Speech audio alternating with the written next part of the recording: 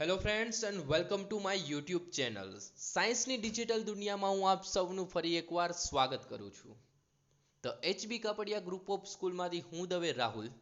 મિત્રો, આજે આપણે ધોરણ 9 વિજ્ઞાન વિષયના ચેપ્ટર નંબર 8 ગતિનો અભ્યાસ ફરી એકવાર કન્ટિન્યુ કરીશું.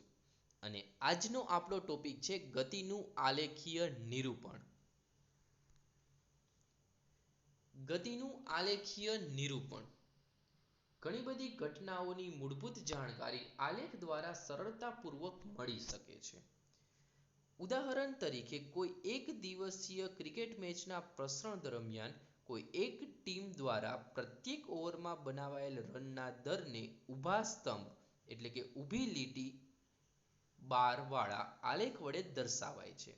તમે ગણિતમાં અભ્યાસ કર્યો છે તે મુજબ સુરેખ અવલોકનોની મદદથી બે ચલ ધરાવતા રેખીય સમીકરણનો ઉકેલ મેળવી શકાય છે. કોઈ વસ્તુની ગતિને દર્શાવવા માટે આપણે સુરેખ અવલોકનનો ઉપયોગ કરીએ છીએ. આ કિસ્સામાં સુરેખ આલેખ કોઈ એક ભૌતિક રાશિ પર નિર્ભરતા દર્શાવે છે, જેમ કે અંતર કે વેગની કોઈ બીજી ભૌતિક રાશિ. સમય પર નિર્ભરતા.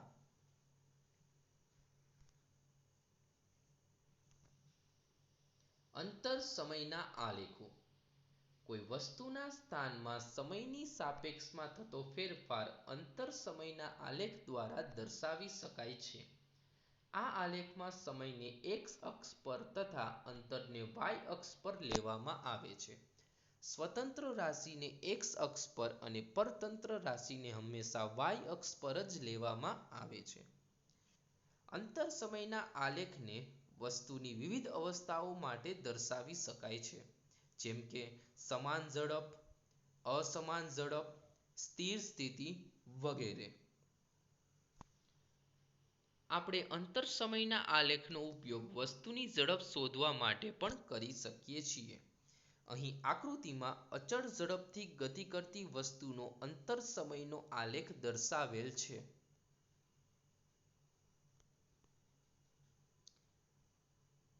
આ આકૃતિમાં દર્શાવેલ અંતર સમયના આલેખમાં નાનો રેખાખંડ AB ને ધ્યાનમાં લો. બિંદુ A માંથી x અક્ષને સમાંતર રેખા તથા બિંદુ B માંથી y અક્ષને સમાંતર રેખા દોરો.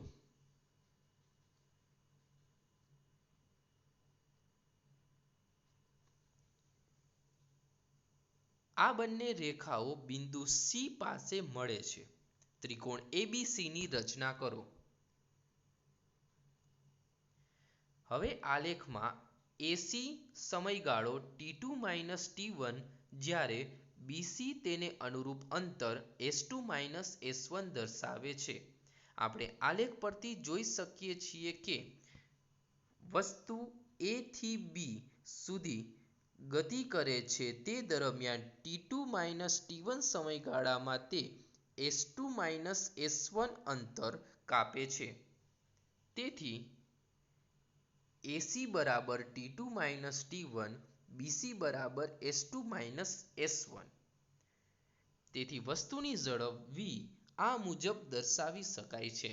ઝડપ v બરાબર S2 - S1 upon T2 - T1.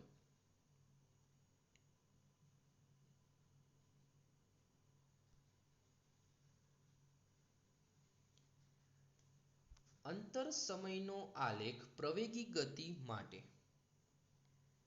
આકૃતિમાં અસમાન ગતિ કરતી કાર માટે અંતર સમયનો આલેખ દર્શાવેલ છે.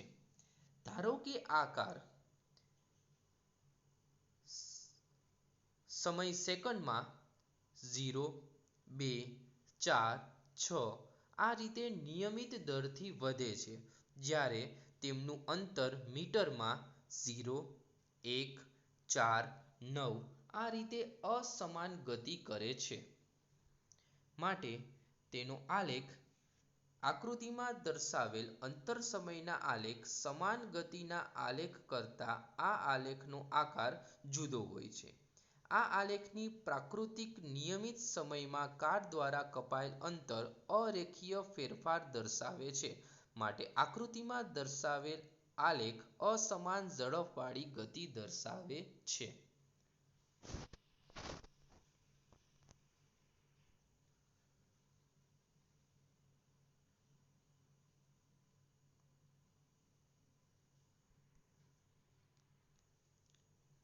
વેગ સમયનો આલેખ સુરેખ પથ પર ગતિ કરતી એક વસ્તુના વેગમાં સમય સાથે થતા ફેરફારને વેગ સમયના આલેખ દ્વારા દર્શાવી શકાય છે. આ આલેખમાં સમયને x અક્ષ પર અને વેગને y અક્ષ પર દર્શાવાય છે. જો વસ્તુ સમાન વેગથી ગતિમાન હોય તો સમય સાથે વેગ સમયના આલેખની ઊંચાઈમાં કોઈ ફેરફાર થતો નથી.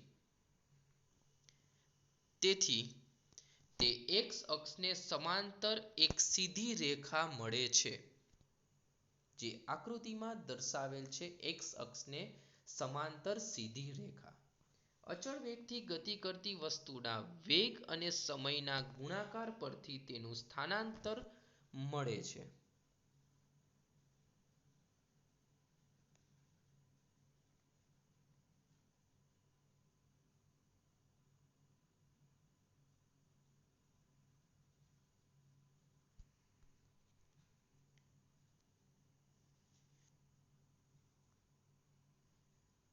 વેગ સમયના આલેખમાં વેગ અને સમયની અક્ષ વડે ઘેરાયેલ ભાગનું ક્ષેત્રફળ વસ્તુના સ્થાનાંતરનું મૂલ્ય આપે છે.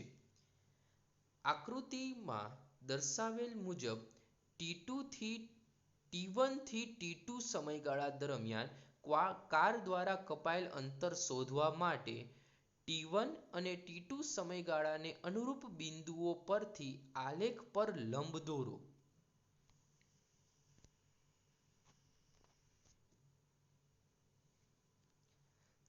km/h ના વેગથી ઊંચાઈ AC અથવા તો BD વડે તથા સમય t2 - t1 ને લંબાઈ AB થી દર્શાવેલ છે.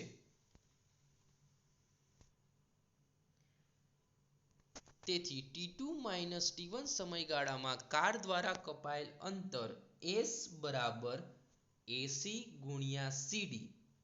AC 40 km/h, CD t2 - t1 સમય એટલે કે અહીંયા 40 km × t2 - t1 કિલોમીટર એટલે કે લંબચોરસ ABCD નું ક્ષેત્રફળ દર્શાવે છે. લંબચોરસ ABCD નું ક્ષેત્રફળ આકૃતિમાં દર્શાવેલ છે, જે છાયાવાળા ભાગ દ્વારા દર્શાવેલ છે. વેગ સમયના આલેખ દ્વારા આપણે અચળ પ્રવેગી ગતિનો અભ્યાસ પણ કરી શકીએ છીએ. આ માટે ધારો કે એક કારના એન્જિનની ચકાસણી માટે તે એક સુરેખ પથ પર ગતિ કરવામાં આવે છે. ડ્રાઈવરની બાજુમાં બેઠેલ એક વ્યક્તિ દર 5 સેકન્ડ બાદ કારના સ્પીડોમીટરનું અવલોકન લે છે. જુદા જુદા સમયગાળામાં કારનો વેગ મીટર/સેકન્ડ તથા કિલોમીટર/h માં આ કોષ્ટકમાં દર્શાવેલ છે.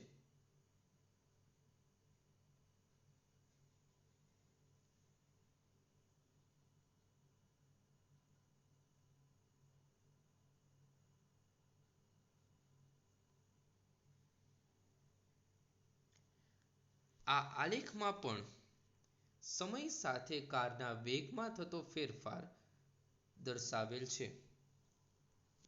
અચળ પ્રવેગથી ગતિ કરતી કાર માટે વેગ સમયનો આલેખ અહીંયા દર્શાવવામાં આવેલ છે. વેગ સમયના આલેખ નીચે ઘેરાતા ભાગનું ક્ષેત્રફળ આપણે સમયગાળામાં કાર દ્વારા કપાયેલ અંતર એટલે કે સ્થાનાંતરનું મૂલ્ય દર્શાવે છે.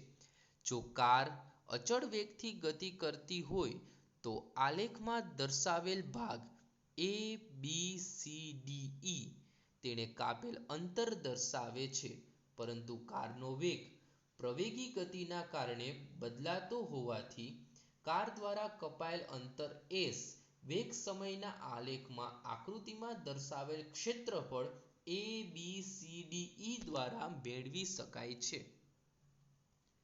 માટે ભાગ ABCDE તેણે કાપેલ અંતર દર્શાવે છે.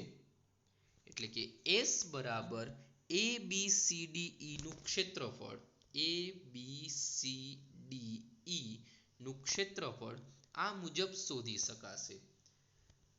ABCDE નું કુલ ક્ષેત્રફળ એ લંબચોરસનું ABCD નું ક્ષેત્રફળ એટલે કે લંબચોરસ ABCD નું ક્ષેત્રફળ વત્તા ત્રિકોણ ADE નું ક્ષેત્રફળ ADE નું ક્ષેત્રફળ એટલે કે લંબચોરસનું ક્ષેત્રફળ વત્તા ત્રિકોણનું ક્ષેત્રફળ કરવાથી તમને કુલ ભાગ ABCDE નું ક્ષેત્રફળ મળે છે.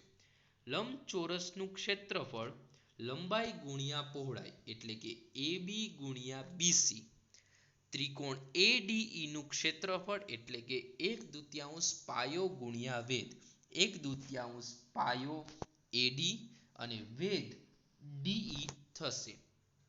માટે અંતર S બરાબર AB ગુણ્યા BC વત્તા 1/2 AD into DE થશે.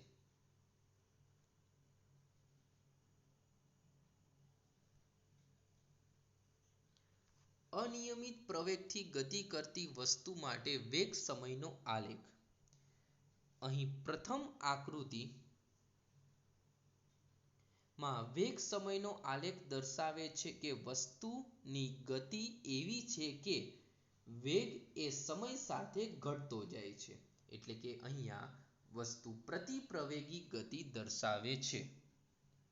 જ્યારે બીજી આકૃતિ માં કોઈ વસ્તુના વેગમાં અસમાન ફેરફાર વેગ સમયના આલેખમાં દર્શાવેલ છે. આ આલેખનું અર્થઘટન કરવાનો આપણે આ મુજબ પ્રયત્ન કરી શકાય.